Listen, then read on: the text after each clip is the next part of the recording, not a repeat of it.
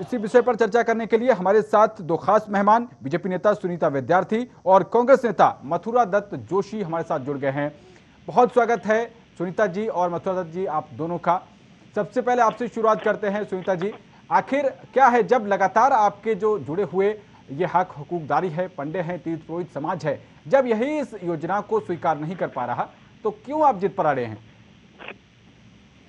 जी देखिए पांडे जी, मैं यहाँ पे ये बताना चाहती हूँ कि जो देवस्थानम बोर्ड का गठन हुआ था 2019 में, तो सभी तीर्थ पुरोहित पंडे जितने भी हमारे देवतुल्य जो भी हमारे वहाँ पे सम्मानीय तीर्थ पुरोहित हैं और जो भी सदस्य भी हैं, क्योंकि चारों धामों से देखिए हमने सभी को सदस्य भी लिया है, तो इन सबका जो भी उस वक्त में विचार थे वो यही थे कि ठीक है बनाया जाए ऐसी कोई समिति हो जो कि पूरे रखरखाव का जो है वो कार्य करे। और देवस्थानम बोर्ड का जब गठन हुआ था तो ये सभी लोगों की सहमति थी, लेकिन अभी क्या हो रहा है कि बीच में कुछ लोग जो हैं वो उनको लगातार भड़का रहे हैं और इस वजह से जो है वो चीजें बहुत ज्यादा आपके सामने में लगातार आ रही हैं कि देखिए आंदोलन जो हो रहे हैं वो उन्होंने उनकी एक डिमांड थी कि जिस प्रकार से पूर्व मुख्यमंत्री श्री तीरथ सिंह रावत जी ने कहा था कि देवस्थानम बोर्ड पर हम दोबारा पुनर्विचार जो है वो करेंगे, तो वही लेकर इनका सदस्यों का ये था कि इसमें ठीक है हम भंग करने के लिए नहीं कह रहे हैं, अगर आप बना दिए हैं और सदस्य भी हमारे मंदिरों से चारों से हैं और पूरी जो भी 12 सदस्यीय बोर्ड बना है, कमेटी बनी है, तो इसमें कुछ संशोधन किए जाएं। तो ये उनका डिमांड था उस वक्त तक, लेकिन अभी सिनेरियो अलग हो रहा है और कल की ही बैठक में मैं आपको बताना चाहती हूँ कि भारतीय जनता पार्टी ने इसमें जो भी इसके देवस्थानम बोर्ड के तहत सभी सदस्यों को बिठाकर सभी सदस्यों की सहमति से बहुत सारे निर्णय लिए हैं, जिससे कि 21-22 के अगर बजट की बात करूं तो वित्तीय संस्तुति उसमें मिल गई है और जितने भी आंतरिक व्यवस्थाएं हैं, जो रख रखाव है, जो वहाँ का डेवलपमेंट है, वो बोर्ड के तहत किया जाएगा और कतई भी ये ना सोचें कि इसमें किसी प्रकार का कोई लालच है या कोई और टेक्निक जो है वो कार्य कर रही है, सिर्फ और सिर्फ सहयोग। चलिए ठीक है सुनीता जी, लौटते हैं आपके पास। फर्स्ट राउंड में इतना काफी है कि आपने बाइट भी सुनी होगी कि लगातार जो वहां के तीर्थ पुरोहित है वो कह रहे हैं कि हम किसी बात से कमतर नहीं मानेंगे, वो साफ तौर पर इसी बात पर डटे हुए हैं कि देवस्थानम बोर्ड भंग किया जाए।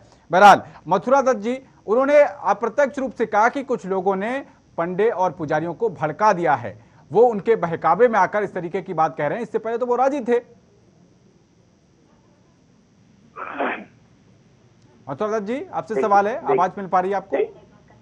जी आवाज आ रही मेरी? आ रही है, फर्स्ट क्लास आवाज आ रही है, बताइए। देखिए कितनी बड़ी दुर्भाग्यपूर्ण बात है कि पंडा पुरोहितों को भी भारतीय जनता पार्टी ने वर्गों में बांट दिया है। पंडा पुरोहित किसी पार्टी से उनका क्या लेना देना है, वो देवालयों में पूजा अर्चन का काम करते हैं, आपके और हमारे उनके माध्यम से भगवान के ऊपर अपने पुकार करते हैं, और ऐसे लोगों को भी वर्गों में बांटना ये दुर्भाग्यपूर्ण बात है। और सारे पंडा पुरोहित कोई लिमिटेड नहीं है, सारे, चाहे किसी धाम के हों, यमुनोत्री से लेकर बद्रीनाथ तक, गंगोत्री, केदारनाथ और बद्रीनाथ धाम के पंडा पुरोहित शुरू से इस बात का विरोध करते हैं। और एक सबसे बड़ी दुर्भाग्यपूर्ण बात यह है कि सरकार को स्पष्ट करना चाहिए, जब ऑलरेडी एक कानून चल रहा था, श्री बद्रीनाथ केदारनाथ मंदिर कमेटी बनी हुई थी और वो काम कर रही थी, अपना अच्छा काम कर रही थी, सरकार को क्या आवश्यकता पड़ी कि उसको भंग करके आपने देवस्थानम बोर्ड बना दिया। अगर देवस्थानम बोर्ड में आप अन्य मंदिरों को भी लेते, चाहे पूर्णागिरी का मंदिर था, चाहे हमारे राजराजेश्वरी का मंदिर था, चाहे हमारे अन्य जितने भी मंदिर अन्य बड़े धाम हैं, उनको आप लेते तो हम कहते कि चलो भाई आप मनसा देवी को ले लेते, आप चंडिका देवी को ले लेते, चंडी मंदिर को ले लेते, हरिद्वार में भी बहुत से हैं, आपने कोई नहीं, केवल 4 किले जहाँ पंडा पुरोहित से अपने हित जुड़े रहते हैं, उनका अपना काम है, वो उसी काम में रहते हैं और 3 महीने में अपने पूरे साल की कमाई करते हैं, अपने परिवार का भरण पोषण करते हैं, हजारों लोग उससे जुड़े हैं। सरकार ने क्या, अब वो लगातार तो कांग्रेस पार्टी, मथुरा जी, कांग्रेस पार्टी कहाँ खड़ी है? क्या वो चाहती है कि देवस्थानम बोर्ड भंग कर दिया जाए या फिर आप बदलाव चाहते हैं? हमने शुरू से कहा कि देवस्थानम बोर्ड नहीं होना चाहिए। अगर आप कोई कमेटी बना भी रहे हैं तो वहाँ के जो हक हकूकी लोग हैं, पंडा पुरोहित हैं, चाहे उस समाज के लोग हैं, और उत्तरकाशी से लेकर आपके रुद्रप्रयाग और चमोली के जो लोग हैं, जो उन मंदिर से जुड़े हुए लोग हैं, उनसे वार्ता करनी चाहिए। सरकार ने तो नादिरशाही फरमान जारी कर दिया कि एक्ट ले आई, और उसके बाद इनके जो तत्कालीन नए मुख्यमंत्री आए, उन्होंने कहा हम इस पर विचार करेंगे। वो 3 महीने रहे, कोई विचार नहीं किया। नए मुख्यमंत्री जी ने भी कहा है कि हम विचार करेंगे, लेकिन कोई विचार नहीं हुआ है, और सरकार को इसको भंग करना चाहिए।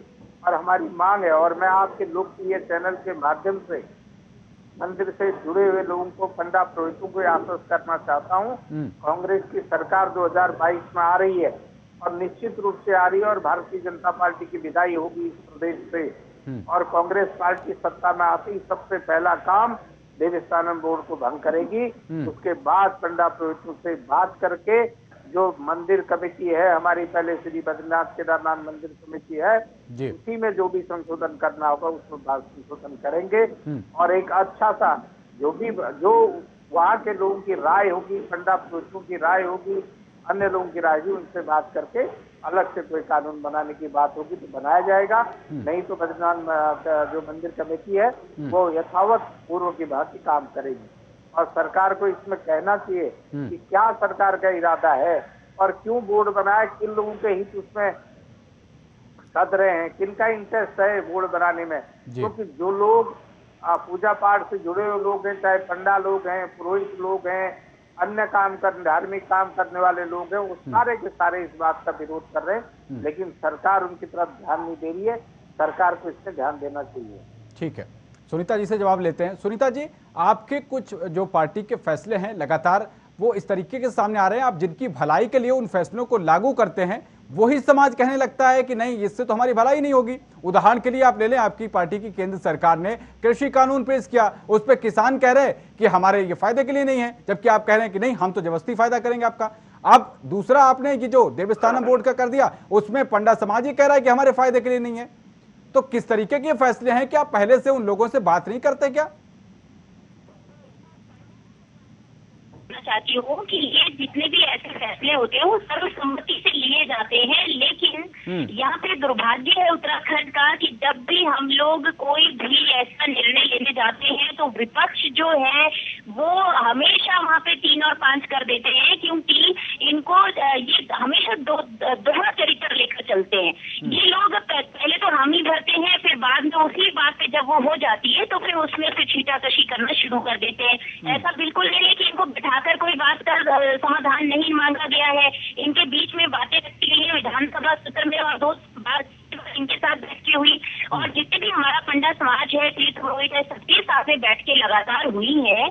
और मैं बताना चाहती हूँ कि ये लोग जैसे प्रकार से भ्रमित कर रहे हैं वहाँ पे हमारे पंडा पुरोहित तीर्थ पुरोहितों को, देखिए किसी भी प्रकार से आप अन्यथा में ना ले। हमारा सिर्फ और सिर्फ देवस्थानम बोर्ड के गठन को लेके एक मंतव्य है कि वहाँ का डेवलपमेंट किया जाए, वहाँ की आंतरिक व्यवस्थाएं जो जैसे भी हमारी परंपराएं पहले से चली आ रही हैं उनको एज इट इज रखा जाए। अभी जैसे टाइम का थोड़ा प्रॉब्लम हुआ था कि समय चेंज कर दिया गया था, ब्रह्म मुहूर्त का समय ही कपाट खोलने का अलग कर दिया गया था, तो उस पर हमने आपत्ति जताई थी कि इस प्रकार से नहीं होगा, और जो हमारी परंपराएं सालों साल चलती आ रही हैं तो वही हमारी आगे को चलेंगी। तो इस तरीके से निर्णय हुआ है, और जो भी चारों धामों का जो गर्भगृह का सजीव प्रसारण हम लोग करते थे वो भी उस पर भी रोक लगा दी गई है। उसमें भी ये निर्णय लिया गया है कि जो है इस तरीके से लाइव जो है वो नहीं चलाया जाएगा।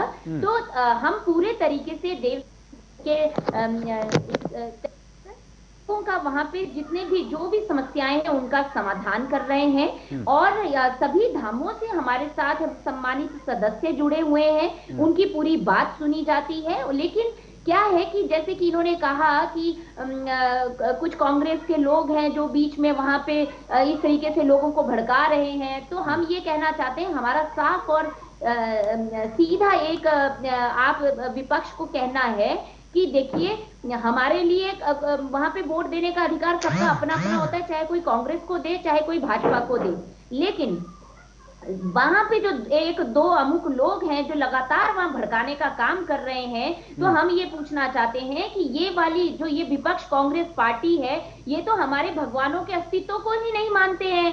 जब हमने राम मंदिर की भी बात की थी तो ये लोग सुप्रीम कोर्ट तक चले गए थे लड़ने, और कैसे कैसे ट्वीट आते थे इनके विपक्ष के, वहां से ट्वीट में बोला जाता था कि हु इज रामा, अब इनका कोई अस्तित्व नहीं है। आज ये लोग वहां गंगा में डुबकी लगाने पहुंचते हैं, कभी ये आडंबर कर कभी आडंबर करते हैं कि हम देवस्थान, अगर हमारी सरकार आती है तो हम ये कर देंगे, तो ये खाली लॉलीपॉप दिखा रहे हैं। और पार्टी जो जीत होगी वो तो भारतीय जनता पार्टी की होगी, क्योंकि बहुत सारे ऐसे कार्य भारतीय जनता पार्टी ने किए हैं और अपनी परफॉर्मेंस के आधार पर पार्टी जीतेगी।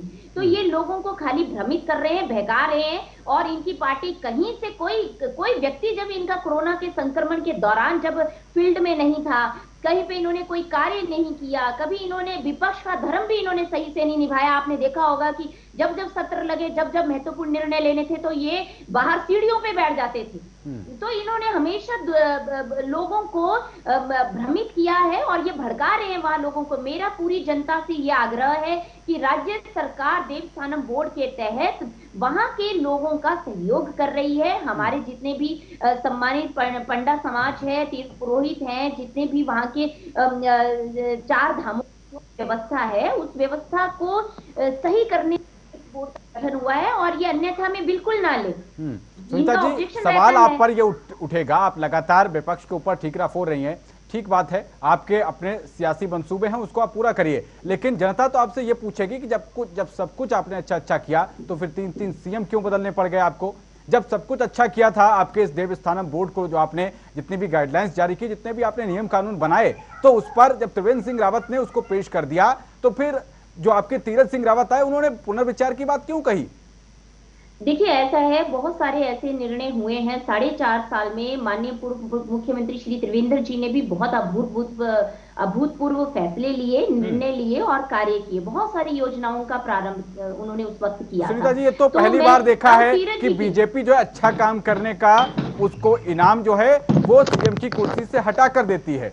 ये तो पहली बार देखने में आया, अच्छा काम करने का इस तरीके का इनाम पहली बार सामने आया है। सुनीता जी, नहीं, देखिए, जो ऐसा है कि हमारी देखिए पार्टी बहुत बड़ी है और बहुत सारे कार्य होते हैं, तो समय समय पर सबको जिम्मेदारियां दी जाती हैं, और इस बात को बिल्कुल अन्यथा में ना ले। माननीय पूर्व मुख्यमंत्री श्री तीरथ सिंह रावत जी का जहां तक सवाल है, अगर हमारे पास कॉन्स्टिट्यूशनल क्राइसिस नहीं होते तो आज वही सीएम होते। मैं त्रिवेंद्र जी की बात कर रहा हूँ। चलिए ठीक है, आप उस पर कॉन्स्टिट्यूशनल अपनी एबिलिटी जो है वो बता रही हैं कि वो शपथ ग्रहण नहीं ले सकते थे, लेकिन त्रिवेंद्र सिंह रावत के साथ तो ऐसा कुछ नहीं था। आप ही बता रही थी उन्होंने बहुत अच्छे फैसले लिए, फिर क्यों चेंज करने की बात आ गई? जी बिल्कुल बिल्कुल, देखिए वही मैं आपके साथ कह रही हूँ कि 4.5 साल में भले ही हमारे सीएम चेहरे बदले हैं, लेकिन कार्य कहीं नहीं रुका है। आप देखिए आज कितने डेवलपमेंट हुए हैं उन सीमांत क्षेत्रों में जहां पे तो ये विपक्ष के लोग वोट तक मांगने नहीं जाते हैं। चलिए ठीक है, आप लगातार विपक्ष पर हमला बोल रही हैं। मथुरा दत्त जी, वो साफ बिल्कुल पूरा सारा ठीकरा उनका, उन्होंने अपना सीएम बदला, वो भी विपक्ष की वजह से बदला, वो अब देवस्थानम बोर्ड पर पुनर्विचार की बात कर रही है, उसमें भी आपका ही हाथ है। साफ तौर पर सीधे आप पर निशाना है। जरा मुझे आप समय दीजिएगा। जी बिल्कुल, क्योंकि मैंने विस्तृत से इनकी बात का जवाब दे रहा हूँ और मुझे जरा जवाब देने दीजिएगा, समय दीजिएगा, बड़ी मेहरबानी जी। पहली बात तो मैं इसका बिल्कुल कड़े शब्दों में खंडन करता हूँ कि कांग्रेस पार्टी का देवस्थानम बोर्ड के बारे में या खिलाफ जो लोग आंदोलन रहते हैं, हमारा उसमें कोई हाथ नहीं, ना हमारा कोई लेना देना है। ये धर्म को मानने वाली पार्टी है और ये जाने, इनका काम जाने, एक बात। दूसरी, मैं चुनौती देना चाहता हूँ मेरी बहन को और भारतीय जनता पार्टी को, इनके मुख्यमंत्री को चुनौती देना चाहता हूँ। ये सिद्ध कर दें कि कांग्रेस का कौन आदमी इनके खिलाफ भड़का रहा है। इनकी LIU है, इनकी इंटेलिजेंस है, इनकी पुलिस है, इनके सब है। अगर इन पे नैतिकता है और हिम्मत है और कांग्रेस का नेता कोई देवस्थानम बोर्ड के खिलाफ आंदोलन को भड़का रहा है, कोई उसके खिलाफ मुकदमा करे, हम उसका स्वागत करेंगे, हम उसका समर्थन करेंगे। हम ऐसी घटिया राजनीति नहीं करते, इतनी हल्की राजनीति नहीं करते। एक बात। दूसरी बात, इन्होंने राम के अस्तित्व को नकारने की बात है। ये अस्तित्व तो ये नकारते हैं, इतने सालों में आज तक भी राम मंदिर का निर्माण नहीं कर पाए, इन्होंने वायदा किया था। एक बात। और दूसरा मैं इनको याद दिला दूं, इनका अगर इनको जानकारी है कि नहीं है, राम मंदिर का ताला खुलवाने का काम भी कांग्रेस के प्रधानमंत्री श्री राजीव गांधी जी ने किया था, याद रखिएगा।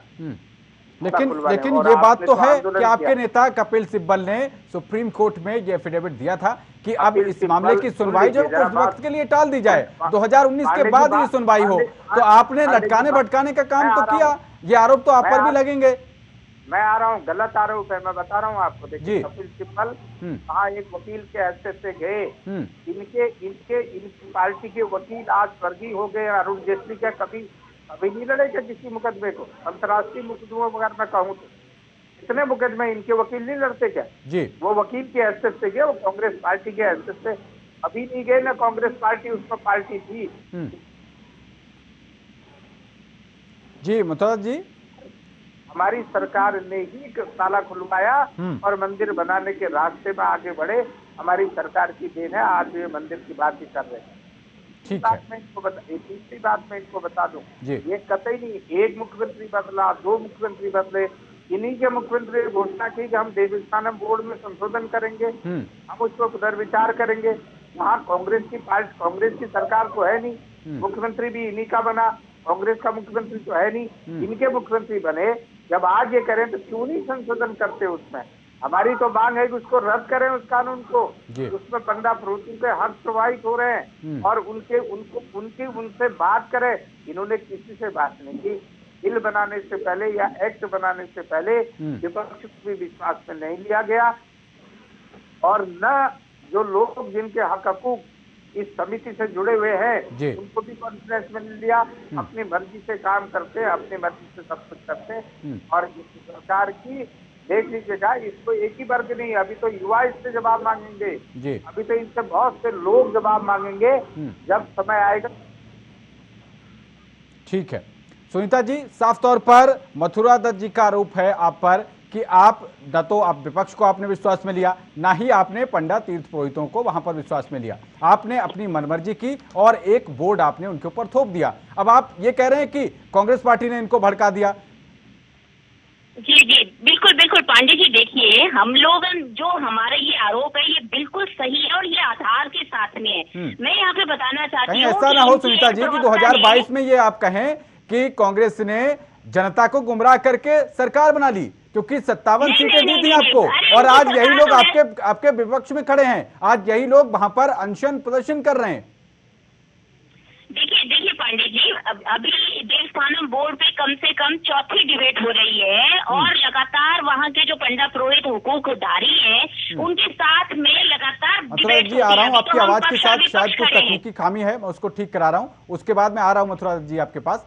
अभी सुनीता जी से सवाल है। जी, तो मैं यहाँ पे बताना चाहती हूँ कि जो ये कह रहे हैं कि राजीव गांधी जी ने ताला खोला था, अरे तो फिर उसके बाद ताला लगाया किसने? इन लोगों ने कैसे कैसे डॉक्यूमेंट्स मांगे और किस किस तरीके से पूछला है, पूरा भारत देश जानता है, ये एक प्रदेश उत्तराखंड की बात नहीं है। तो मथुरा दत्त जोशी जी जितना झूठ बोलेंगे उतना फंसेंगे। आज गूगल पे हर व्यक्ति तुरंत सर्च कर लेता है सब चीजें और इनकी प्रवक्ता ने पॉल ने खुद बोला कि मैं ऐसा लॉयर हूँ, वहाँ पे मिलती हूँ, उनके साथ जाके बात करती हूँ, उनकी समस्याओं को आगे रखती हूँ। और ये कह रहे हैं नाम ले लीजिए जो अध्यक्ष है वहाँ के हैं, जो पहले भी वहाँ पे विपक्ष की तरफ से लड़ना चाह रहे थे, लगातार लोगों को गुमराह कर रहे हैं। बात देखिए, ठीक है, इन्होंने जनता को गुमराह किया तो जनता ने इनको 2 बार लोकसभा का चुनाव हरा दिया। आज देवस्थानम बोर्ड के बाद जनता आपके खिलाफ है, आपके खिलाफ प्रदर्शन कर रही है। अब तो चुनौती आपके सामने है, किस तरीके से करेंगे? सवाल ये पूछे पांडे जी, इनके मुख्यमंत्री ने क्यों कहा हम देवस्थानम बोर्ड को भंग करेंगे, संशोधन करेंगे, विचार करेंगे? अपने मुख्यमंत्री को ही गलत साबित कर रहे हैं, अपने मुख्यमंत्री को ही गलत कर रहे हैं, गलत साबित कर रहे हैं। आज उत्तर गांधी जी ने जो आज बदलाव उन्होंने क्यों कहा ये बताइए, इसका जवाब दे दें। जवाब है नहीं और बात करते हैं कांग्रेस का। और मैं चुनौती देके कहना चाहता हूँ, कांग्रेस का कोई सदस्य अगर उसमें इन्वॉल्वमेंट है ये सामने लाए, इसका नाम हम कहेंगे इसके खिलाफ मुकदमा करो, नहीं तो इनके खिलाफ मुकदमा होना चाहिए, झूठ का मुकदमा होना चाहिए इनके खिलाफ। मूर्खता से जब राज्य के मुखिया प्रदेश में नहीं होते तो ये हजारों की रैलियां लेके बिना मास्क के वहाँ पहुँच जाते हैं। बात है, उसमें देवस्थानम बोर्ड में बहस हो रही। आप बिना मास्क के रैलियों की बात अच्छी नहीं लगेगी सुनीता जी, बिना मास्क के रैलियों की बात सुनीता जी बीजेपी के मुंह से बिल्कुल भी अच्छी नहीं लगेगी, क्योंकि इससे पहले जिन 4 राज्यों में चुनाव हुए वहां का मंजर सभी ने देखा है। वहां पर बीजेपी के तमाम बड़े बड़े नेता बिना मास्क के ही रैलियां कर रहे थे, इसलिए ये चीज ठीक नहीं लगती कि आप इस पर बात करें। लेकिन अभी जिस प्रकार तो उसका भुगतान भी हुआ ना भाई साहब, हमने कितने लेकिन अगर आपको लग रहा है कि चलिए विपक्ष ने आप इनको भड़का दिया, आप तीर्थ पुरोहितों का एक प्रतिनिधिमंडल बुलाइए, उनके साथ बैठ के बात करिए, क्या क्या खामियां हैं, क्या क्या किन किन चीजों पर असहमतियां हैं, ठीक है, उन पर आप विचार करिए। जी, लगातार पांडे जी मीटिंग हो रही है, अभी भी इनका जो लेकिन इन मीटिंगों में ढाक के 3 पाती हैं, सिर्फ मतलब आरोप तो ये भी है कि सिर्फ आप टाइम काट रहे हैं। आप चुनाव के लिए कोई एक बीच का रास्ता अपनाएंगे, हो सकता है कि आप इसको पेंडिंग मोड में डाल दें। बिल्कुल नहीं, देखिए पांडे जी, यही मैं बात आपके माध्यम से जनता को बताना चाहती हूँ, जो बोलते हैं और दिन में लोकायुक्त लाइन का वो लोकायुक्त नहीं दिखाई दे रहा है। ठीक है मतलब जी, आ रहा हूँ मैं आपके पास। लोकायुक्त भी लागू भारतीय जनता पार्टी ने किया था, आप ही लोगों की विपक्ष की गवर्नमेंट जब थी। अरे कहाँ गया लोकायुक्त? टॉप से लेके ढूंढ रहे हैं लोग। क्या सुनीता जी आप बात करती हैं? बात धनदार बात करिए जरा, आप बात वो करिए। चलिए ठीक है, वक्त इतनी ही ज्यादा देता है। सुनीता जी और मथुरा जोशी जी, बहुत शुक्रिया आपका टीवी 100 से जुड़ने के लिए।